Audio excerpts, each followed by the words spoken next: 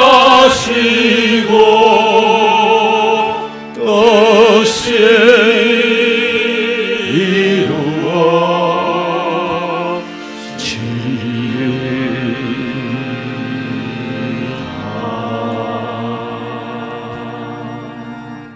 내가 여호와께 바라는 한 가지,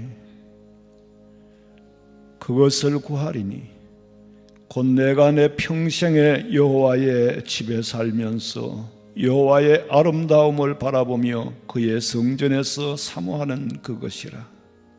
하나님 아버지, 저희들이 바라는 한 가지 일은 평생에 여호와의 집에 살면서 여호와의 품에 안겨 살다가 여호와의 품으로 돌아가는 것입니다.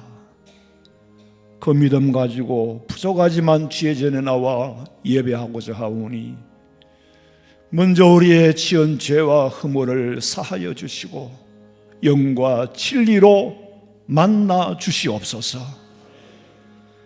처음부터 시작까지 성령 하나님께서 주관하시고 하나님과의 깊은 만남이 있기를 원하오며 다시 오실 예수님의 이름으로 기도하옵나이다. 아멘.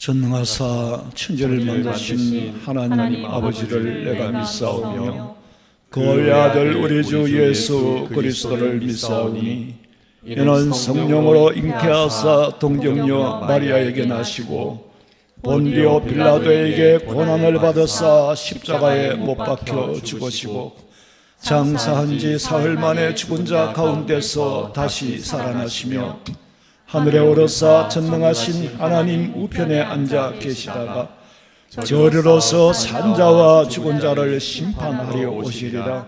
성령을 믿사오며 거룩한 공회와 성도가 서로 교통하는 것과 죄를 사하여 주시는 것과 몸이 다시 사는 것과 영원히 사는 것을 믿사옵나이다. 아멘.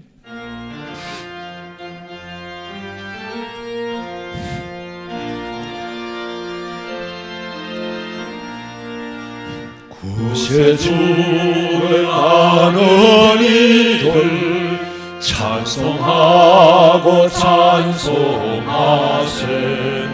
마음과 뜻과 힘 다하여 경배 드리세. 진리 대신 우리 주는 영원토록 변함없네. 성도들아 주를 믿어 기성기세.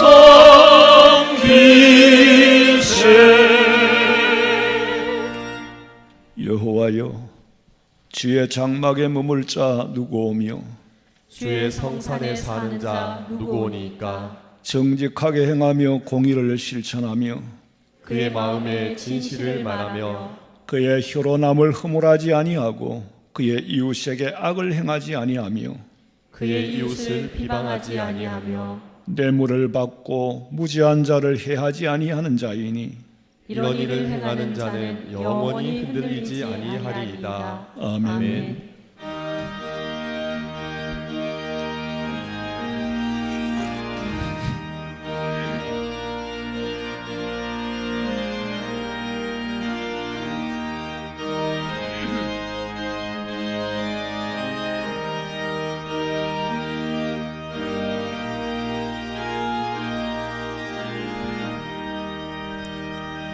나 주의 도움 받고자 주 예수님께 빕니다. 그 구원 허락하시사 날 날 받아주소서. 내 모습 이대로 주 받아주소서.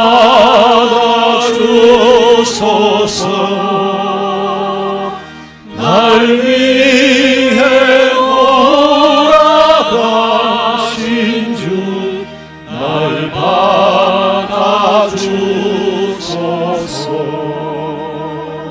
건죄에 빠져 영죽을 날 위해 피 흘렸으니 주 형상대로 빚어서 날 받아주소서. 내 모습 이대로 주 받아주소서.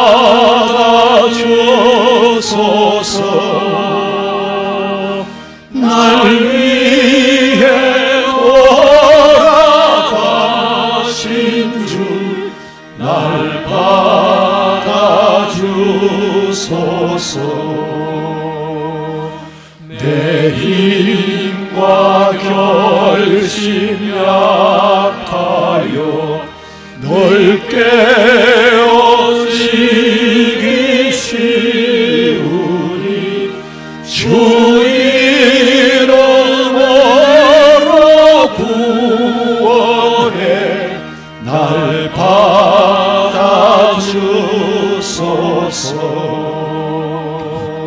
내 모습 이대로 주 받아주소서.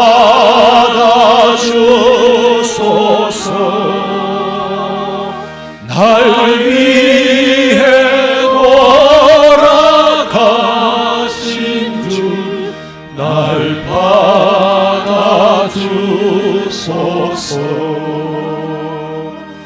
내 힘과 서신 말 앞에 나 엎드렸으니 그 크신 역사 이루게 날 받아주소서.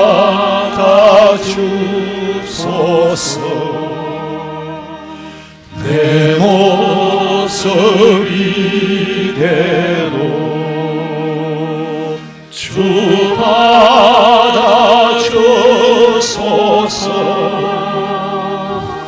날 위해 돌아가신 주 날 받아주소서.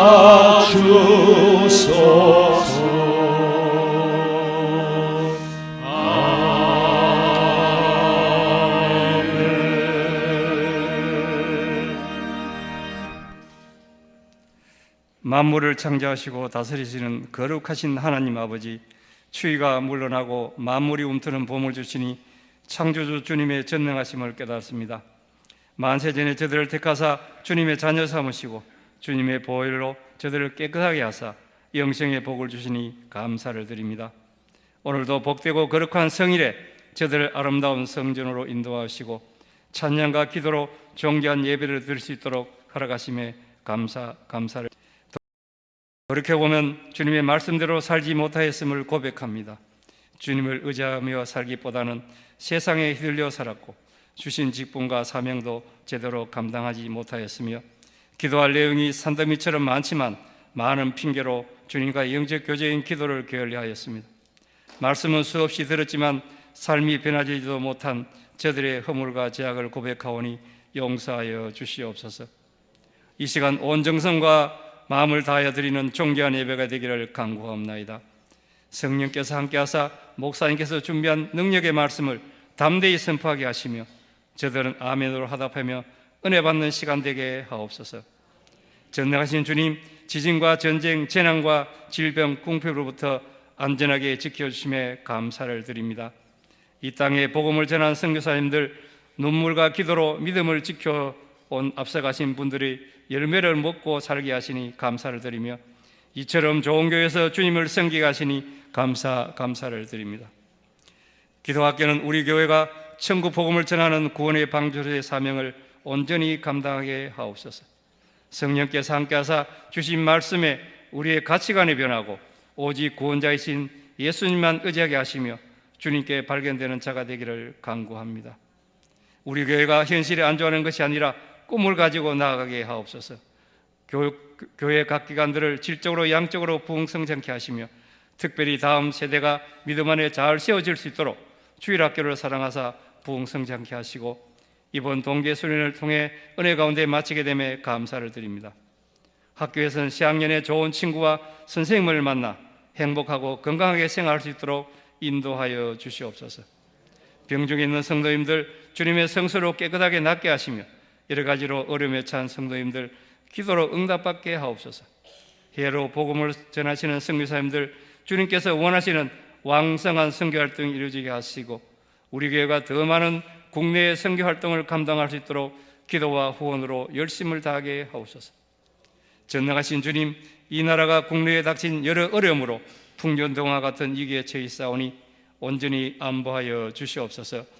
대통령을 비롯한 위정자들이 주님을 경외하며 의지하게 하시고 정치, 경제, 사회 등에서 안정과 성장을 이루게 하시며 사랑으로 하나 되게 하사 글로벌 경제 위기를 극복하게 하여 주시옵소서. 이 시간 강단에서 말씀을 선포하실 담임 목사님께 영육간의 강건함을 허락하시고 성령의 기름을 부어주시어 계획한 모든 사역과 말씀 선포에 영감 넘치게 하여 주시고 맡겨진 사명을 잘 감당하게 하옵소서. 주신 말씀에 순종하여 아멘으로 화답하게 하시며 순종의 삶을 살게 하시며 범사에 감사하며 다시 오실 주님을 앙망하며 주신 사명과 직분을 온전히 감당하게 하옵소서. 정성껏 준비한 할렐루야 찬양의 찬양을 주님 홀로 영광 받으시옵소서. 다시 오실 거룩하신 예수님 이름으로 기도드리옵나이다.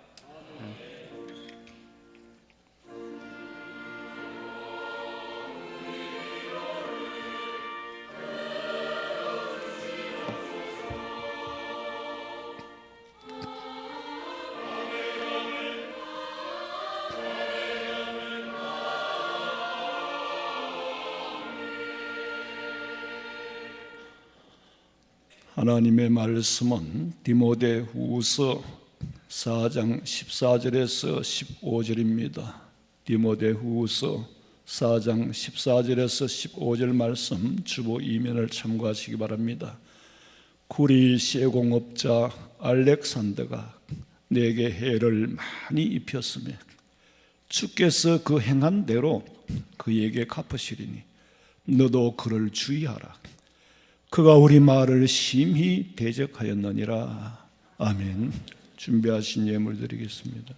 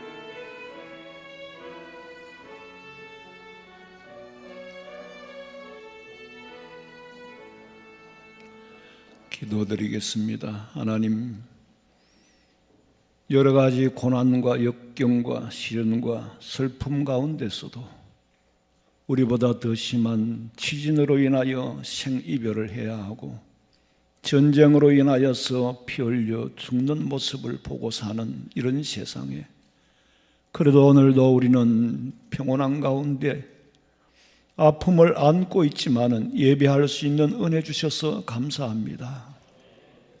저희들의 예배를 영과 진리로 드릴 때에 받아 연락하시고 오늘 이 예배로 통하여 하나님과의 깊은 만남이 있기를 원하오며 주의 말씀 속에서 주의 법도를 쫓아 살려고 한 걸음 더 성숙하고 성장할 수 있는 기회가 되게 해 주시옵소서. 드리는 손길마다 땅에 사는 동안에 묵은 곡식을 먹을지언정 빚지지 않고 갚고 살게 하시고 얼마든지 풍성히 주의 사업에 쓰임받는 귀중한 청지기로서의 부자가 되게 해 주시옵소서. 감사하옵고 다시 오실 예수님의 이름으로 기도하옵나이다. 아멘. 광고 시간입니다. 주보십 이면을 참고하시기 바랍니다. 오늘 2시 30분부터 임시 당회로 모입니다. 돌아오는 금요일부터 권찰회 개강합니다. 김정희 A 권사님 36구역의 구역장으로 임명하고 찬양대원은 주보의 광고대로 임명합니다. 금주부터 영상 안내 문자 발신은 중단하고 대신 유튜브 검색창을 이용해서 예배 영상을 구독하시기 바랍니다. 우리 교회는 원래 구독은 별 의미가 없어요. 구독해도 올라가지도 않도록 만들어놨기 때문에 필요하신 분은 그냥 보시면 됩니다. 내일부터 릴레이 기도를 재개합니다. 동참하실 분은 신청하시기 바랍니다. 반찬 봉사도 역시 복지부에서 목요일부터 시작합니다.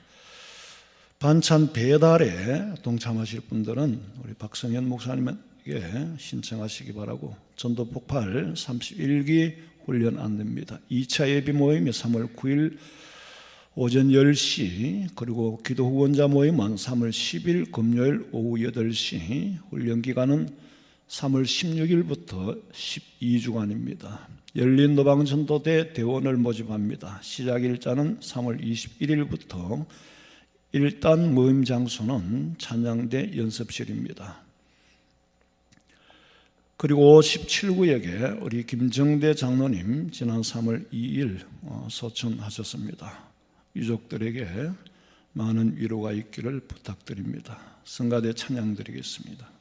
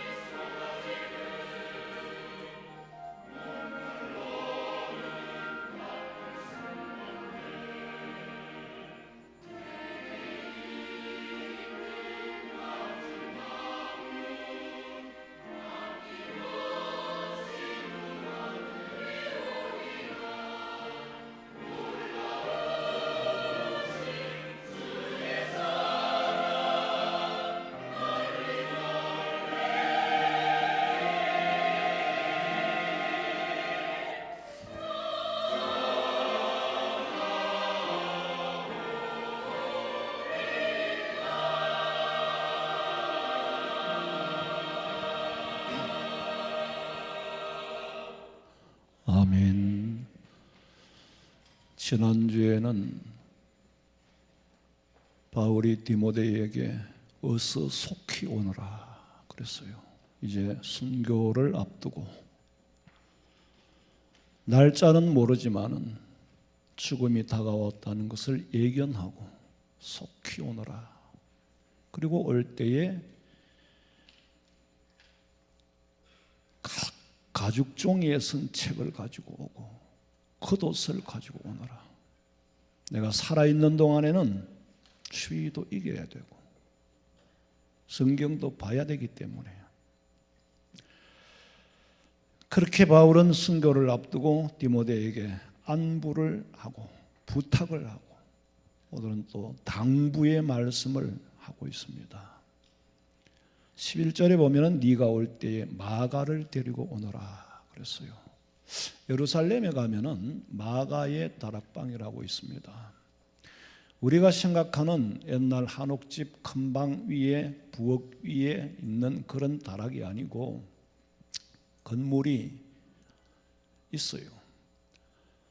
저 마가 다락방은 그 옛날에 주택이 따로 주거 공간이 있고 또 이런 공간을 가졌다는 것은 마가의 집은 대단히 부자였다는 거예요. 그 어머니가 마리아였죠. 저기가 어떻게 중요한 장소냐면은 예수님이 부활하시고 성천하시면서 내가 보혜사 성령을 보내주심하고 약속하셨고 제자들은 그 말씀을 믿고 저기에 모여서 기도할 때에 불의 혀같이 성령이 임재했던 곳, 보혜사 성령이 임재한 곳이요. 베들레헴은 예수님이 탄생한 곳이고 지금 여기는 성령이 임재한 곳이에요. 그래서 역사를 확실하게 만든 겁니다.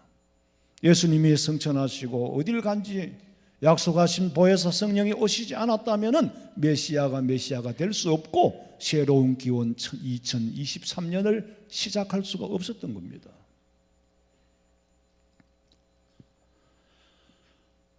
마가의 다락방을 보면은 마가가 얼마나 부잣집 아들이었다는 걸 짐작할 수 있고, 그리고 또 마가는 얼마나 포실하게 컸을까.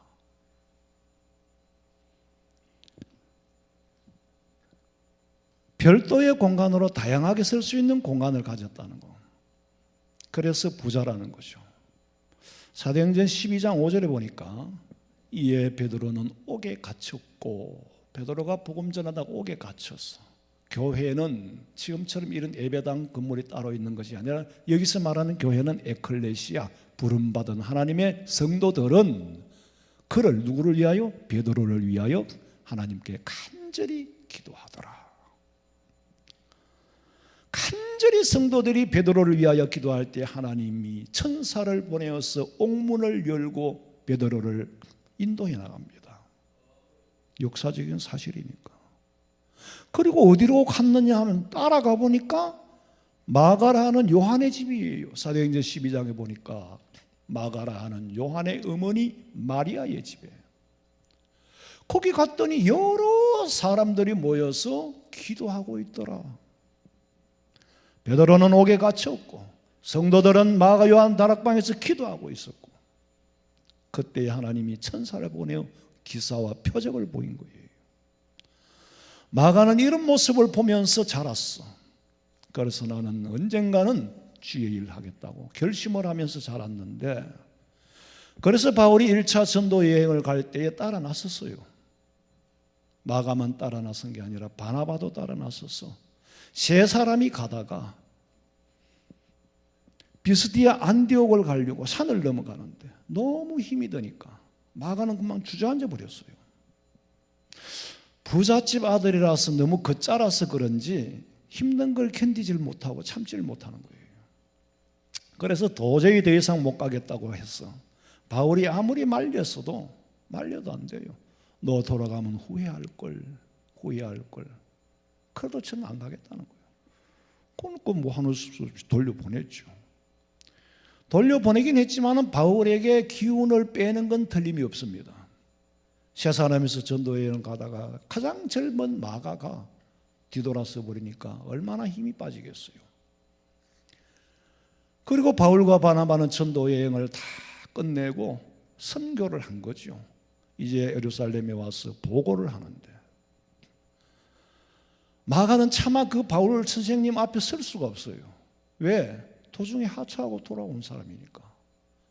저 뒤에 멀찍이 서서 구경꾼이 되어버린 거예요. 그러면서 얼마나 부끄럽고 얼마나 떳떳하지 않는지. 내가 선교 여행을 같이 끝내고 왔으면 나도 저 앞에 가서 떳떳하게 보고할 수 있고 저 자리에 설 수 있었을 건데 나는 지금 보통 성도들이 아니라 가다가 돌아온 사람이니까 정말 그 수치스러움, 아주 부끄러워 죽겠어요. 그러면서 가슴으로는 깊은 회한이 되는 거예요. 후회가 되는 거예요. 여러분, 우리가 살면서 저는 이 성경을 읽으면서 이 마가처럼 후회하고 돌아서는 일, 돌아서서 후회하는 일은 없이 살아야 되겠구나. 말 한마디 하는 것, 행동하는 것, 잠시 잠깐 후면 후회할 일들을 우리는 너무 경솔하게 행하면서 살아가고 있어요. 이제는 우리가 좀 생각을 바꾸고 정말 말세라고 하면서 말세의 성도로서의 준비가 없어요. 주님 앞에 서면은 뭐라고 말할까? 하루 아니 2시간도 안 지나서 후회할 일들을 너무나도 평범하게, 왜? 믿음이라는 기능이 전혀 작동을 안 해요. 말씀이 내 속에 작동을 안 해.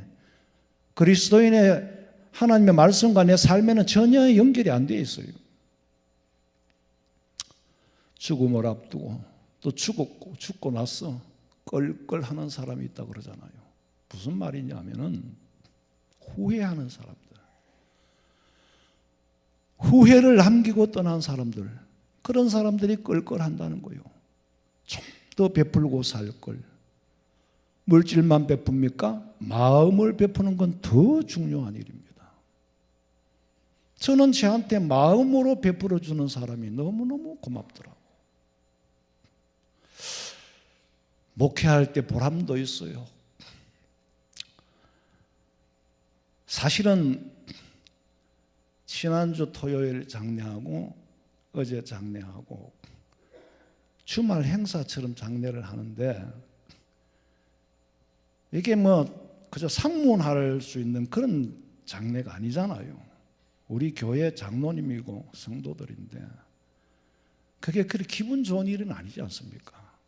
소망이 없는 일은 아니지만은, 소망은 있지만은 기분이 좋은 건 아니에요. 아픈 이별이었고 슬픈 이별이었습니다.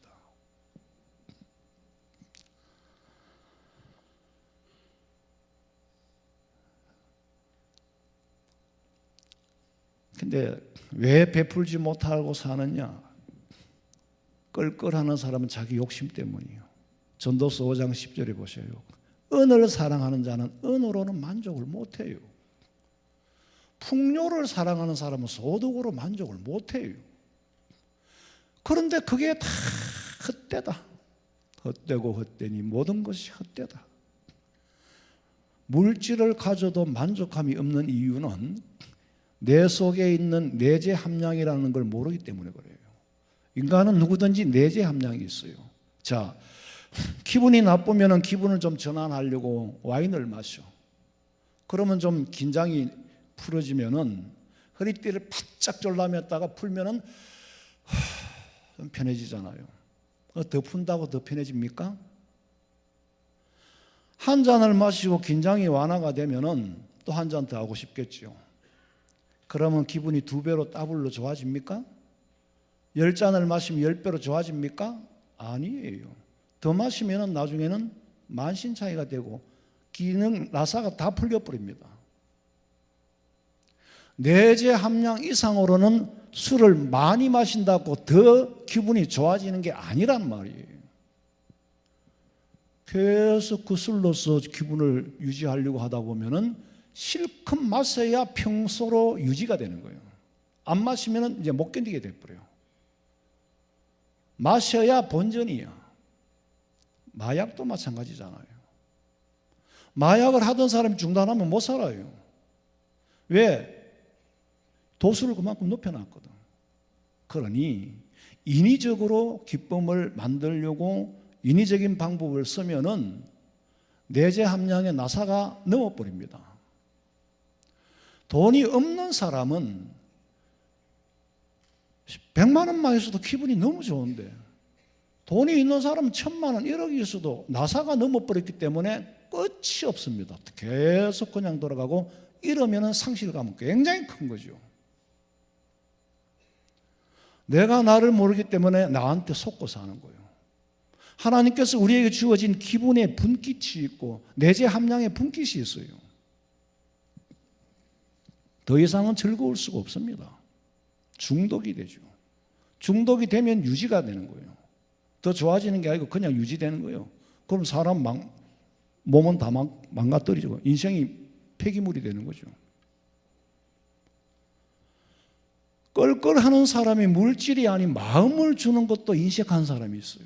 마음을 내가 좀 더 베풀고 살았을 걸. 남의 사정이나 심정을 헤아려 주고 싶은 그런 긍휼을 베푸는데 인색해요. 왜? 애초에 긍휼 베풀 마음을 안 가지고 있어. 우리 권사님이 그럽디다. 어제 목사님 힘드시죠? 그래요. 그 말은 그 한마디에 많은 뜻이 함축이 되어 있잖아요. 토요일마다 장례를 치르고 목사님이 몸이 힘들지요. 그 메시지가 아니에요. 목사님 마음이 너무 아프지요. 그래서 힘들지요. 그 말이에요. 그래서 내가 속으로 참 목회한 보람이 있구나. 목사인 내 마음을 알아주니까. 내가 몸이 아픈 게 아니고 마음이 얼마나 아픈지, 기분 좋은 일은 아니잖아요. 정작 내가 아파하는 것은 몸이 아니요 마음이에요. 그 내 마음을 알아주니까 그 스쳐 지나가는 말 한마디에 굉장히 기분이 힘이 나는 거예요. 마태복음 5장 7절에 예수님 말씀하시기를 긍휼히 여기는 자는 복이 있다. 내 마음에 남에게 긍휼을 베풀 수 있는 마음을 가진 그 사람이 복이 있는 사람이에요. 그 사람이 긍휼히 여김을 받을 수 있는 거예요. 우리 인간의 삶 속에 하나님의 긍휼을 빼버리면 그 자체가 지옥입니다. 지옥이 어떤 곳이에요? 긍휼이 없는 곳이 지옥이에요. 그래서 우리는 후회할 일을 만들지 말아야 하라. 후회할 일들을 만들지 말아야 하는 것뿐만이 아니라 그 이상의 성령의 열매를 맺고 살아야 됩니다. 목사님, 하나님, 저는 나쁜 죄는 안 지었습니다. 그래, 너 나쁜 죄 안 지은 거 맞아.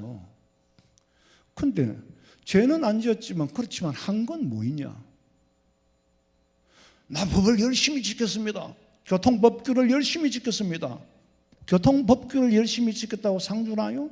아니지요. 왜? 그건 너를 위해서 지킨 거지. 물론 상대에게 피해를 안 입히기 위해서 지키긴 했지만은 내가 더 먼저야. 내가 사고 내면 내가 벌금 내야 되고 내가 감옥 가야 되고 사실은 나를 위하여 지킨 거지. 그건 너 상 받을 일은 아니잖아. 안 했다고만 하지 말고 한 게 뭐가 있느냐를 한번 내놔봐. 베푼 게 뭐가 있느냐고 한번 내놔봐. 우리 예수 믿는 사람은 죄를 안 짓는 것만이 옳은 것이 아니라 마땅히 해야 할 일을 하지 않는 것도 예수님께서는 악하다 그랬어요. 누가복음 19장 22절. 주인이 이르되 악한 종아 내가 내 말로 너를 심판하노니 너는 내가 두지 않은 것을 취하고 심지 않은 것을 거두는 엄한 사람인 줄로 알았느냐? 그러면 어찌하여 내 돈을 은행에 맡기지 아니하였느냐? 그리하였으면 내가 와서 그 이자와 함께 그 돈을 찾았으리라. 내가 너한테 맡길 땐 이거를 잘 달란트를 개발하여서 너도 잘 살고 남에게 선도 베풀라고 주었는데 그대로를 들고 왔어.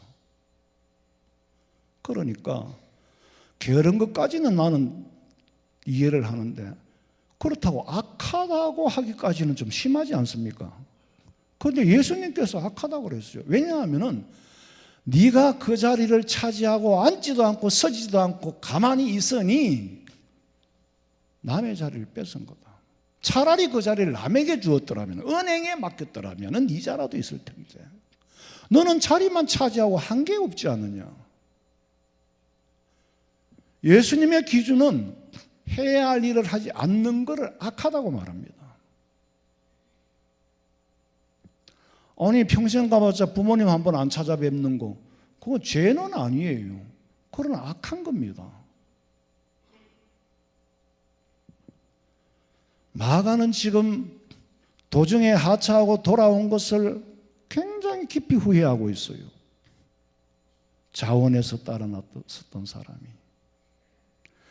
돌아섰던 아픔이 얼마나 크다는 것을 비로소 실감을 하면서 후회를 합니다. 그리고 마음에 결심을 하죠. 내가 2차 전도 여행 때는 끝까지 함께 할 거라고 바울을 따라 나서려고 하는데 바울은 안 된다고 한 번에 단번에 거절을 하는 거예요. 바나바는 바울에게 마가를 데리고 가자. 그런데 바울은 안 된대요. 왜? 한 번 돌아선 사람은 두 번 돌아서지 않는다는 보장이 없어. 그러니 가고 싶으면 바나바 너하고 가. 그래서 바나바하고 둘이 가고. 바울은 누가만 데리고 갔어요. 그때 마가는 굉장히 섭섭했을 거예요. 아니 내가 한 번 돌아섰다라고 해서 이렇게 냉정하게 단칼에 거절을 할 수 있겠나. 굉장히 매정하게 생각하고 섭섭하게 생각했을 겁니다. 그런데 마가는 그로 인하여 더 결심이 생긴 거예요. 그래서 후에 마가는 이집트에까지 가서 복음을 전하고 왔다는 구전으로 전해지는 전설이 있어요. 그리고 마가는 중요한 사역은 마가에게는 베드로에게 통역관이 됐다는 거예요. 여러분 아시다시피 베드로는 그저 어부였어요. 그러니 외국어를 하기가 그렇게 기회가 없었겠죠. 마가는 부잣집 아들이잖아요. 그러니까 배운 게 많겠죠. 통역관으로 일을 한 거예요. 그리고 마가는 예수님의 직접 제자는 아닙니다. 그럼에도 불구하고 마가복음을 썼어요. 마가복음의 별명을 베드로복음이라고 하는 이유는 마가가 베드로와 함께 다니면서 통역했던 말을 다 모아서 쓴 것이 마가복음이에요.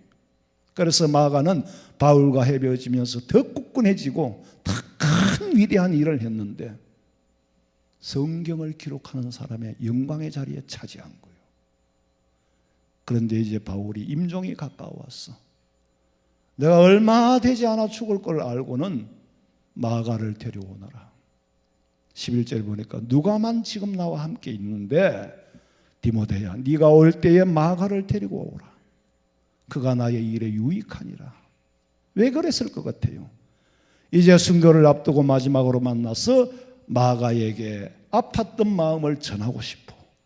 내가 그때 너를 거절했던 것은 사실은 이런 마음 때문이었다.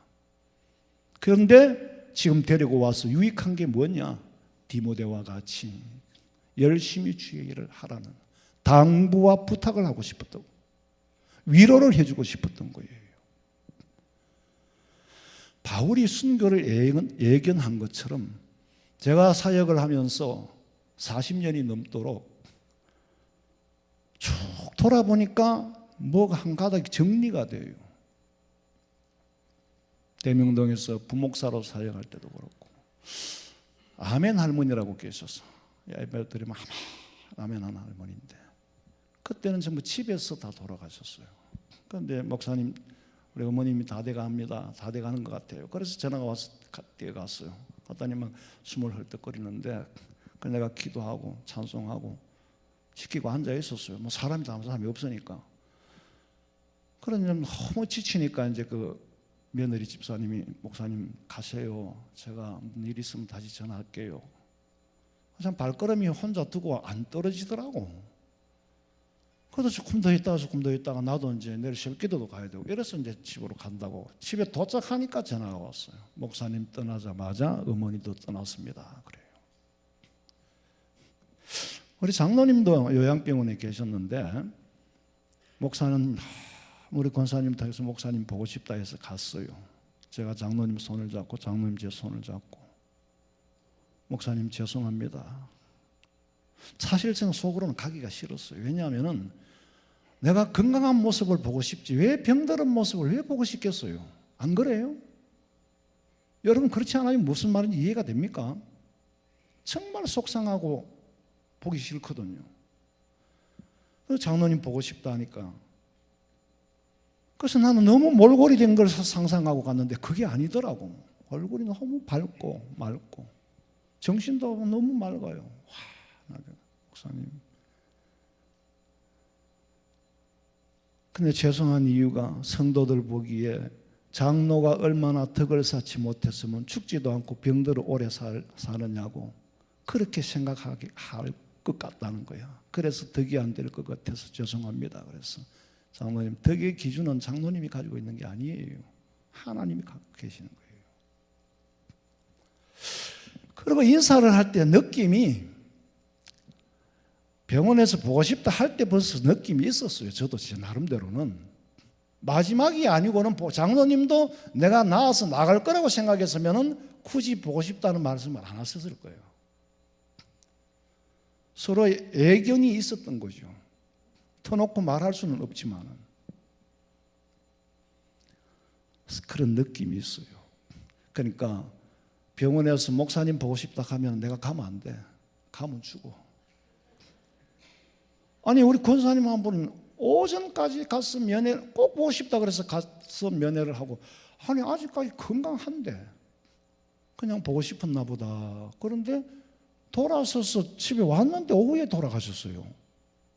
목사님 하고 환하게 웃은 얼굴로. 그 다음에 집에 돌아가신 거예요. 그 나는 가면은 거기서 있어야 되고 떠나도 안 되고 내가 가고 나면 죽을 거예요. 그냥.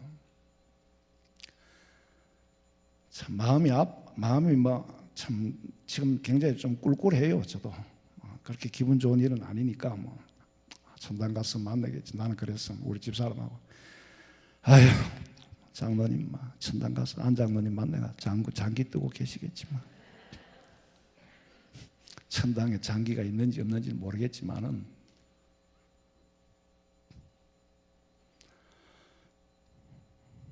바울이 지금 가죽종이에 쓴 책을 가져오고 마가를 데리고 오고 지금 임종을 준비하는 거예요.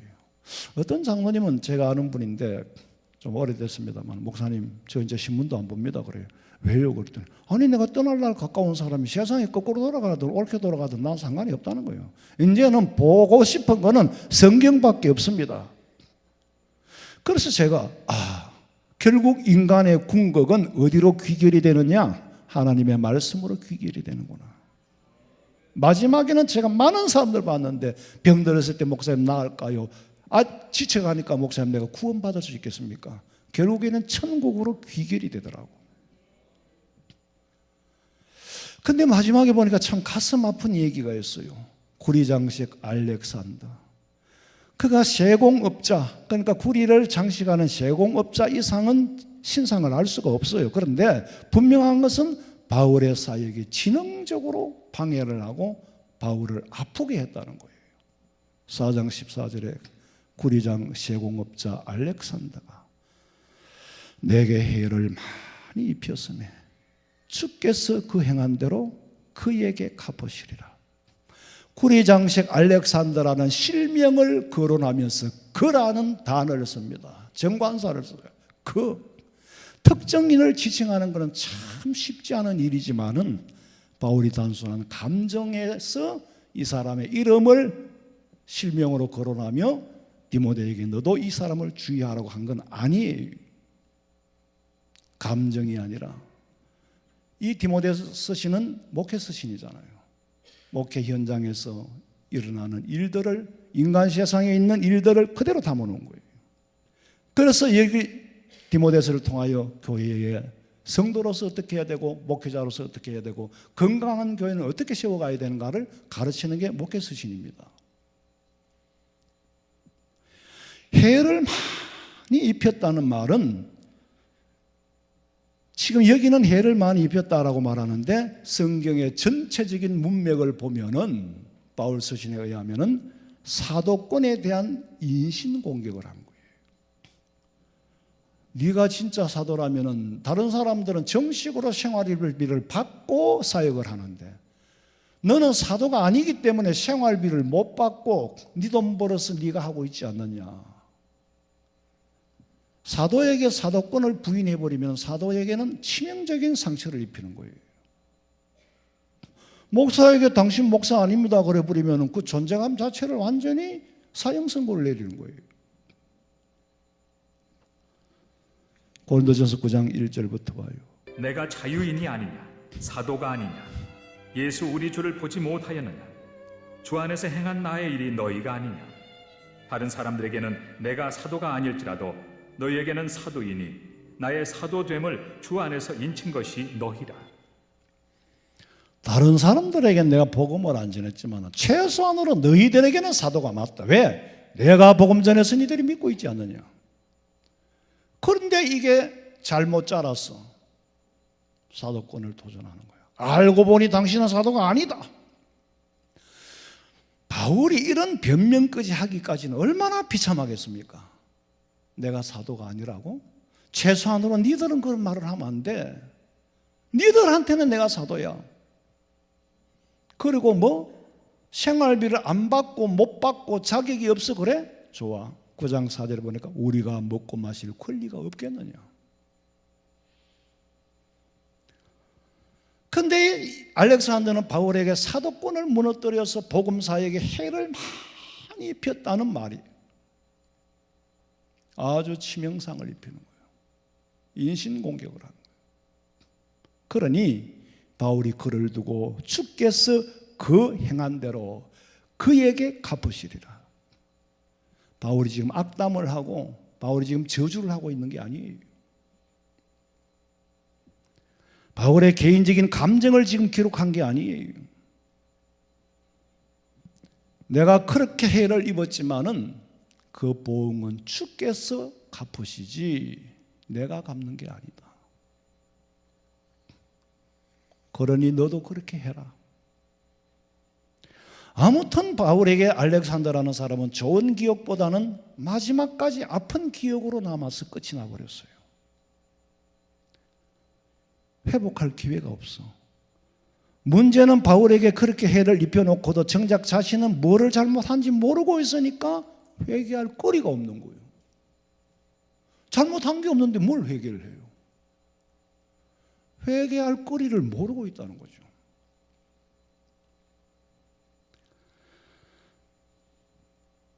히브리서 12장 17절 봐요. 너희가 아는 바와 같이 그가 그 후에 축복을 이어받으려고 눈물을 흘리며 구하되 버림바가 되어 회개할 기회를 얻지 못하였느니라. 이 말씀은 에서에 관한 이야기입니다. 에서가 어디서 무엇을 어떻게 잘못했는지를 몰라요. 예수 그리스도의 족보여 조상이었던 에서가 그 조상의 족보를 팥죽 한 그릇을 받아먹고 팔았잖아요. 왜? 가치를 모르니까. 모르는 것도 죄예요. 몰랐을 리가 없지요. 아브라함이 후손인데. 만약에 여러분의 믿음을 돈을 10,000원 주고 1억을 준다고 팔아먹어봐. 그러면 그 생명력의 이름이 기록될 수가 없지요. 에서는 지금 너무나도 자연스럽게 배가 고파 장자의 명분을 판 것이 너무나도 자연스러운 일로 생각을 하는 거예요. 왜? 가치를 모르니까. 가치를 알았더라면 내가 굶어 죽어도 이 족보, 그리스도의 족보에 드는 일만큼은 뺄 수가 없다라고 생각했을 건데 그걸 몰라요. 모르니까 회개도 못하고 알 때는 이미 회개할 기회를 얻지 못하였노라. 바울이 아무리 봐도 알렉산더에게는 희망이 보이지 않아. 디모데에게도 충분히 되풀이 될 수 있는 일이라고 생각했기에 믿음의 아들 디모데에게 너는 그를 주의하라. 여러분 주의하라는 말은요 굉장히 깊이 새겨들어야 돼요.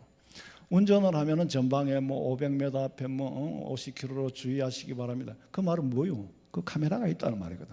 정작 카메라가 있다는 멘트는 못하고 500m 앞에 80km로 50km로 주의하세요. 이 말은 네가 주의를 해야지 카메라를 뜯어 없앨 수는 없잖아. 그렇죠? 호우주의보가 내렸어. 내가 주의를 해야지 우리가 비를 멈추게 할 수 없잖아. 전봇대의 주의, 전봇대를 뽑아 없앨 수 없으니까 내가 피해야 돼요. 그게 주의입니다.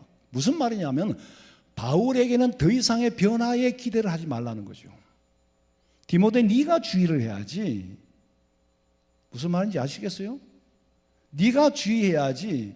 환경은, 저 사람은 절대로 변하지 않는 사람이라는 거예요. 옛날 어른들의 말씀에 물건은 고쳤어도 사람은 고쳤을 수가 없다고 그래요.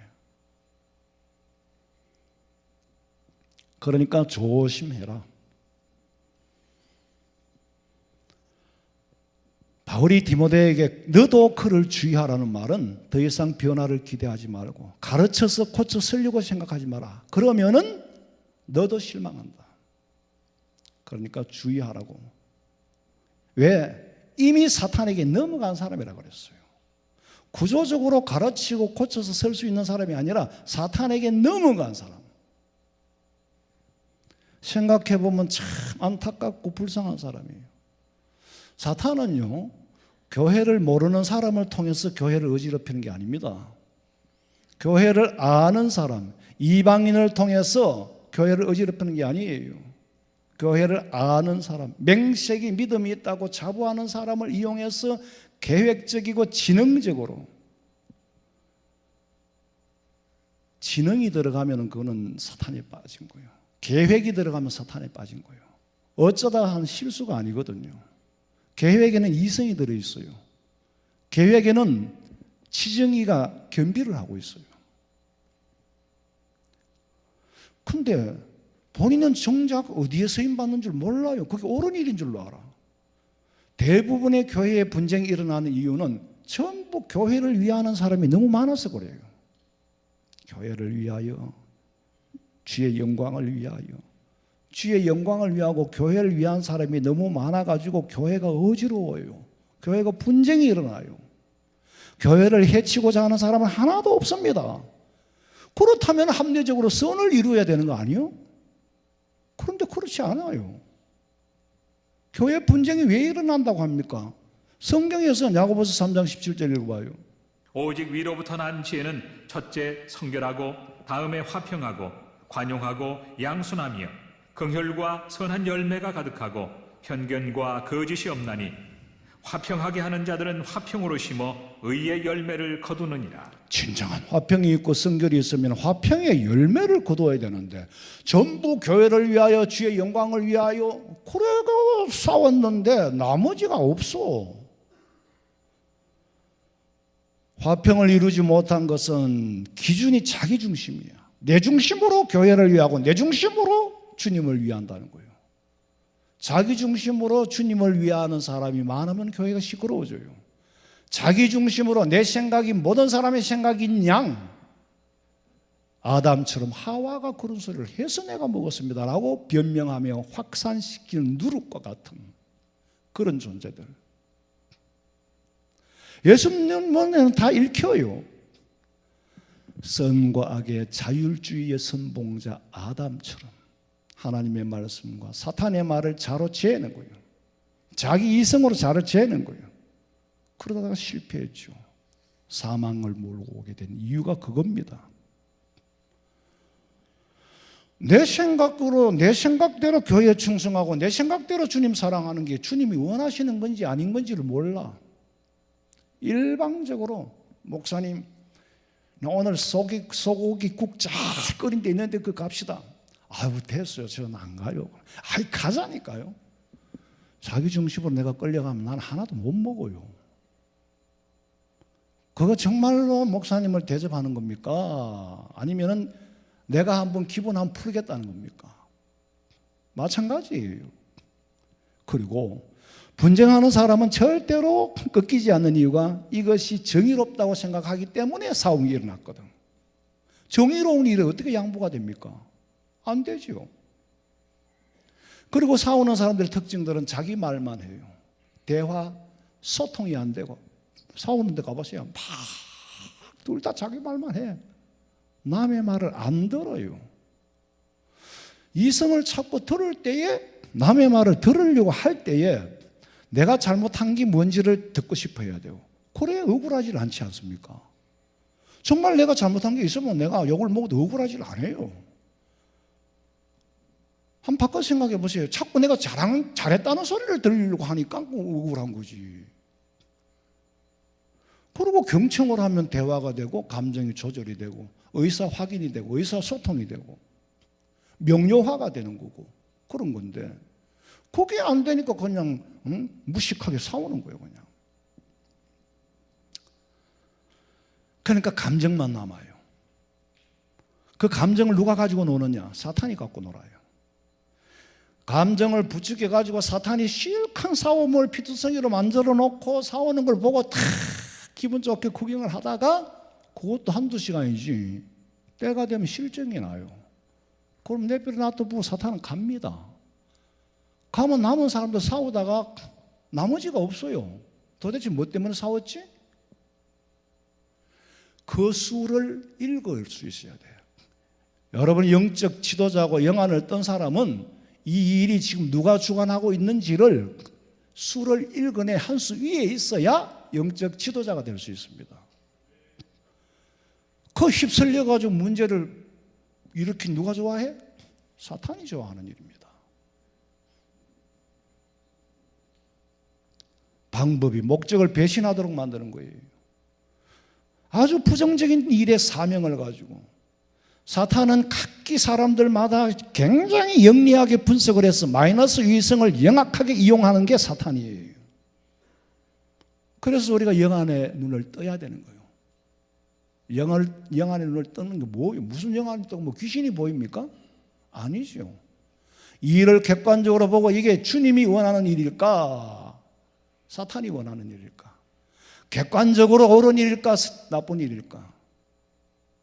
예수님 말씀에 누룩과 같이 번져나간다. 내가 누르게 되면은요, 다 금방 번져나가요. 남의 소리를 자기 소리인 양, 자기 소리를 남의 소리인 양, 내 생각을 온 교회 성도들의 생각인 양, 온 교회 성도들의 생각이 내 생각인 양, 수가 다 보여요. 그런데도 수십 년 내가 예배당회를 다녔지. 교회라는 에클레시아라는 부름받은 단체가 아니고 교회 예배당에 다닌 거예요. 그러니까 성전의 본질을 몰라. 치장물만 본 거예요. 아니 성전 뜰에 가니까 염소 잡고 염소 잡고 냄새가 풍기지. 그 냄새가 코에 찌들도록 풍기고. 그러니까 교회가 그런 데인 줄로 알아요.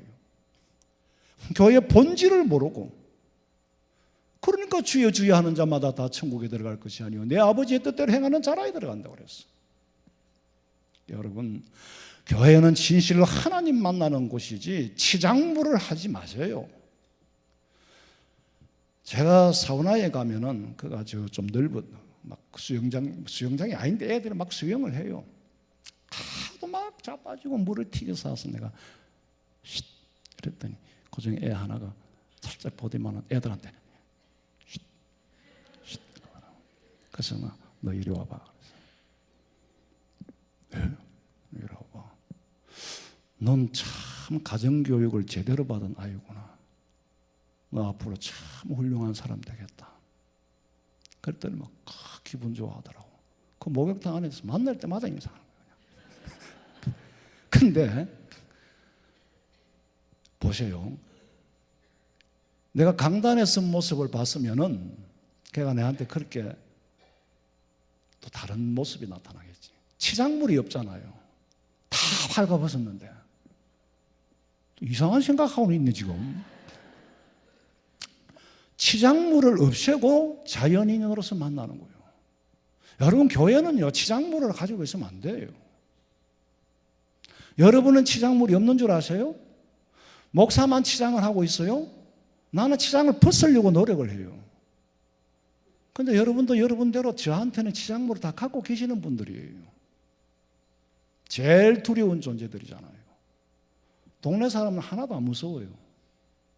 정치 권력 가진 사람 하나도 안 무서워요. 우리 애들이 무서워요. 내가 아들하고 딸하고 따로따로 물었어.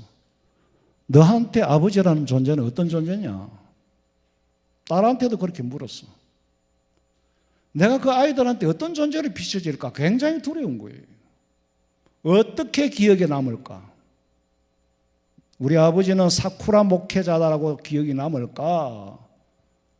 아니면 나름대로는 최선을 다한 사람으로 기억으로 남을까? 자, 어쨌거나 성전의 본질을 모르고 충성하는 굉장히 위험한 인물들.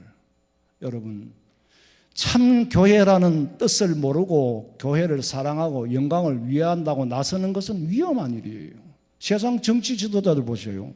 전부 내 한 몸 바쳐가지고, 내 한 몸 바쳐가지고 나라가 살 수 있다면 내 한 몸 바쳐가지고 국가와 민족을 위해서 정치하겠다고. 그 한 몸 안 바쳤어야 돼. 안 바쳤어야 할 사람들이 몇 번 바치고 나니까 이 나라가 정치가 한마디로 개판이 돼버린 거예요. 그리고 사상이 오염이 돼버렸어요. 지역 감정보다 훨씬 무서운 이념의 갈등을 만들어 놓은 거예요. 이념의 갈등. 다른 얘기는 안 하겠어. 좌우간 안 하는 게 못하는 게 아니라 내가 시간 관계상 그 별 볼 일 없는 일이니까. 그런데 문제는 말아야 할 사람이 나라를 위하겠다고 나서는 게 문제예요. 그런데 국민들이 그걸 판단을 못하니까 더 문제죠. 국민의 수준에 여러분 대표 선수 보내놓고 못한다고 욕하면 안 돼요. 우리끼리는 제일 잘한다고 뽑았잖아. 우리나라 국민들의 수준이 대통령을 뽑는 거잖아요. 그럼 이렇게 수준을 누가 낮춰놨느냐? 충성하지 말아야 할 사람이 충성을 몇 번 하고 나니까 이렇게 된 거예요.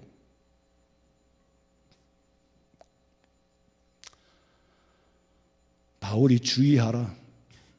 내한테는 포기된 사람이니까 너도 그리 알고 주의하라. 웅덩이를 네가 맺고 호우주의보로 호우를 네가 막을 수 있어? 네가 주의해야 돼. 근데 바울은 큰 힘들게 사역을 하면서도 마침 결혼을 해서 자식들이 없어서 다행이에요. 어떤 목사님 아들이 아버지 저 교회를 떠나겠습니다. 교회를 떠나는 게 우리 교회 여기 구성원에서 떠난다는 말이 아니고 예수님을 떠나겠다는 거예요. 그래서 아버지가 너무 기가 막히잖아요. 아버지한테는 정신병력 같은 소리예요. 달래도 안 되고 꾸중을 해도 안 되고. 아버지가 물었어. 도대체 교회를 떠나겠다는 이유가 뭐냐? 그랬더니 아버지, 저 예수 믿으면 천당 가잖아요. 그렇지. 그래서 천당 안 가려고 안 믿으랍니다. 무슨 그런 말이냐? 아니 천당 가면 우리 교회 아무개 만날 거 아닙니까? 그 만나면 그건 천당이 아니죠. 근데 그거 가서도 나는 그래서 나 천당 안 가려고 나 예수 안 믿습니다. 별 일들이 다 있어요. 그런데 그 아이의 심경은 이해할 수 있지만 주님을 떠나면 책임은 고스란히 너한테 있는 거야. 물론 너를 실족시킨 사람도 실족해 한 책임을 져야 되지만은 그렇다고 떠나면은 떠나는 책임은 네가 져야 돼. 차라리 바울과 알렉산더는 만나지 말았으면 좋을 뻔했어요. 요즘 뉴스가 보니까 대장동에서 왜 만났는지 몰라. 대장동에서 만나가지고 만났다 안 만났다 안다 모른다 이 기준이 어디까지 있냐 이게 도대체가 무슨 말장난도 아니고 3살 먹은 애도 아니고 어디까지를 알아야 아는 거냐. 객관적으로 그걸 남이 주관적으로 너희들 아는 사이 아니냐 그렇게 말하겠다. 이걸 가지고 재판을 한다? 수준이 그래요. 안다 모른다 만났다 안 만났다를 가지고 재판을 하는 논쟁거리가 됩니까? 거기에다가 고급 수사 인력을 다 투수야. 참 어이가 없어서 뭐 때문에 만나가지고 그런 인연은 닿지 않았으면 좋을 뻔했는데 왜 저러는지 안타까워. 여러분 우리는 누구를 만나든 저는 그래요. 후배들을 만나면 먼 훗날 이 후배들에게 내가 어떻게 기억될까? 선배들에게는 내가 어떻게 기억될까?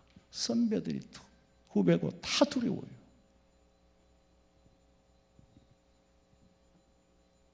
왜? 죽고 끝나는 게 아닙니다. 선배들이 세상 떠나가지고요, 천국에서 다 보고 있어요. 그런데 내가 다시 이거 회복할 기회는 없어요. 죽었다고 아무렇게 말해요? 큰일 날 소리죠.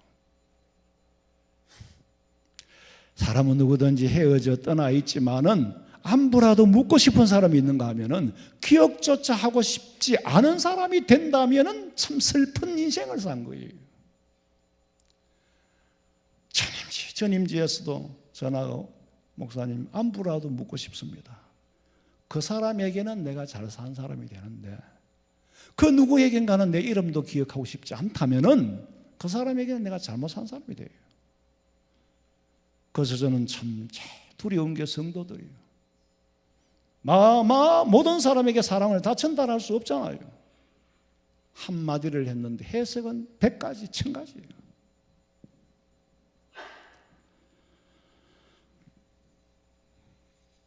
단순히 사람을 의식했어서가 아니라 그 일 그대로가 하나님의 심판대 앞에서 받아야 할 평가이기 때문에 하나님이 그 행하신 대로 갚으시리라.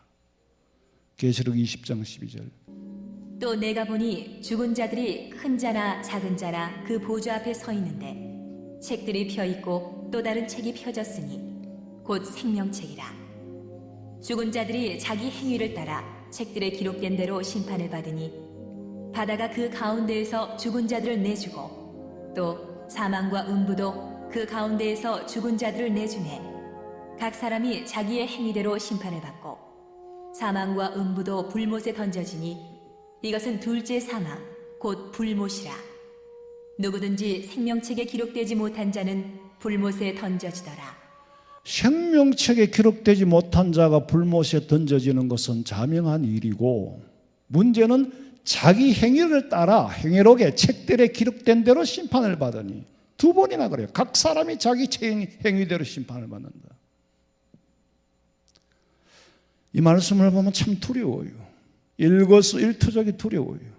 무디와 토레이라는 관계, 여러분 무디 잘 아시잖아요. 복음 전도자. 참 세계적으로 대단한 사람이죠. 근데 그에게는 토레이라는 동역자가 있어요. 아시다시피 무디는 구두수선공이에요. 구두수선을 하는 소년이었는데 구세군을 따라가면서 나도 예수 믿고 구원받을 수 있습니까? 된다고. 그래서 유명한 부흥사가 됐는 무디요. 토레이는 에일 대학을 나왔어요. 세계적으로 명문대학이잖아요. 아주 논리적인 사람이에요. 그럼에도 불구하고 토레이는 무디를 좋아하고 무디를 사랑하고 복종을 합니다. 심지어는 더러운 네이도 빨아주고 구두도 닦아주고. 왜? 무디가 하나님의 사람이라는 거. 무디가 최소한으로 나보다 세상 지식은 없지만은 복음을 전하는 하나님의 일꾼인 줄로 알고 무디를 어시스트해 주는 사람이 되는 거예요. 마치 바울에게 누가와 같이 무디에게는 토레이가 있었다. 무디가 하나님의 사람. 당시에 그 제프만이라고 하는 사람이 유명한 글을 썼는데 거기에 보면은 토레이만큼 무디에게 신임을 전폭적으로 받은 사람은 없다. 이 말은 바꿔 말하면은 토레이만큼 충성된 사람이 없었다는 얘기예요. 그러니까 무디가 된 것은 토레이라는 사람이 후원자가 있었기 때문에 동력자, 어시스트 해주는 사람이 있었다. 그러니 인간관계에서 신임과 충성은 얼마나 중요한 관계인지 몰라요. 인간관계에서는 신임이 있고 충성이 중요하다. 여러분, 우리 인간관계는요, 바울에게 누가와 같은 사람, 무디에게 토레이 같은 관계. 그래서 고린도서 1장 14절 봐요. 너희가 우리를 부분적으로 알았으나 우리 주 예수의 날에는 너희가 우리의 자랑이 되고 우리가 너희의 자랑이 되는 그것이라. 이 말씀처럼 우리 화원성명교회 성도들은 서로가 서로에게 주님 앞에 서는 날 자랑거리가 될 수 있기를 주님의 이름으로 축원합니다. 살아계신 하나님, 아무에게도 자랑거리가 되지 못한다면 얼마나 부끄러운 구원을 받겠습니까? 아버지 하나님, 우리가 이 땅에 살아가는 동안에 모든 사람에게는 못 될지라도 그 누구에겐가는 필요한 사람, 그 누구에겐가는 반드시 있어야 할 존재로 남아 좋은 사람으로 기억되게 하여 주시고 나쁜 기억들을 하나씩 하나씩 지울 수 있게 하여 주시되 알렉산더와 같이 포기된 자가 되지 않도록 도와주시옵시고 서로가 서로에게 자랑거리가 되게 하여 주시옵소서. 다시 오실 예수님의 이름으로 기도하옵나이다. 아멘.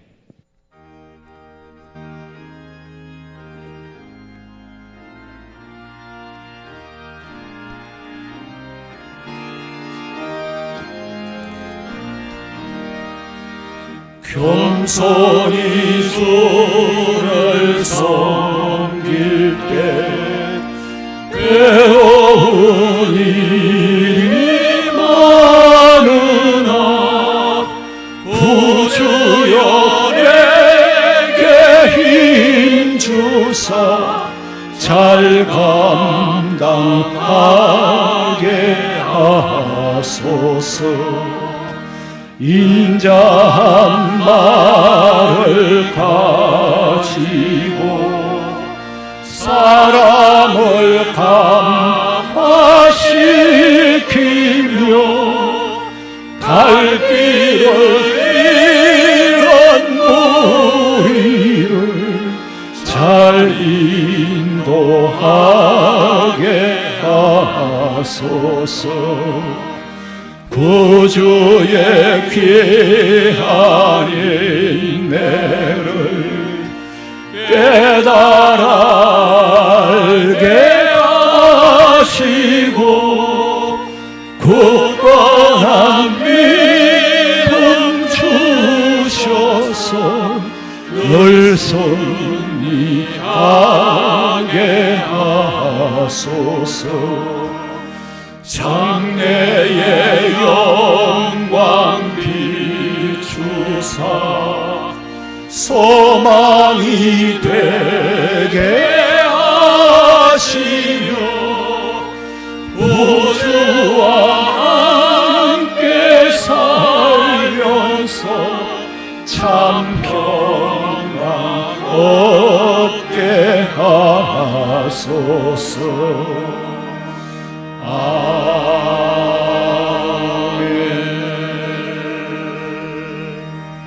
지금은 우리 주 예수 그리스도의 은혜와 하나님 우리 아버지의 그 놀라우신 사랑과 성령의 위로하심과 교통하심이 서로가 서로에게 자랑거리가 되고 싶어하고 자랑거리가 되기를 원하는 우리 성도들의 머리 위에 지금으로부터 영원토록 함께 있을지어다. 아멘. 아버지,